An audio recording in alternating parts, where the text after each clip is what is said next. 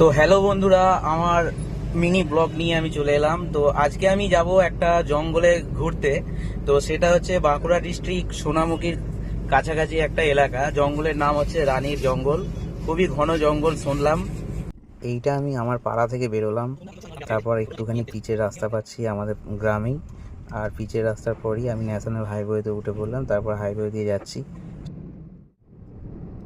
তো আমরা জঙ্গলে প্রবেশ করলাম, যখন প্রবেশ করার পর রাস্তাগুলো দেখি এতটাই জঘন্য। এটা জঙ্গলের রাস্তা ঠিক সেরকম না। আমরা পাকা রাস্তা দিয়ে এসেছি, আসার পর যখন গভীর জঙ্গলে প্রবেশ করলাম দেখলাম এরকম সবই সরু সরু রাস্তা আর খুবই ভয়ঙ্কর। সাইডগুলো দেখলে হয়তো বুঝতে পারবে, পুরোটাই একদম ঘন জঙ্গল।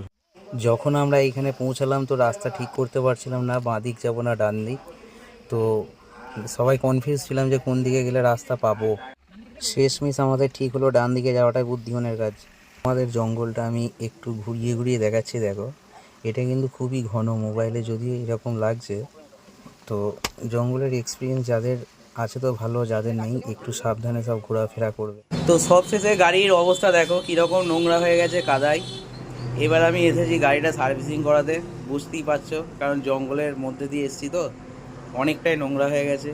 কারণ এরপরে যখন বেরোবো পরিষ্কার পরিচ্ছন্ন গাড়ি না হলে এমনি কাস্টমারের অসুবিধা হবে। তো সেই সূত্রে আমি একবার সার্ভিসিংটা করিয়ে নিচ্ছি পরিষ্কার পরিচ্ছন্ন করে।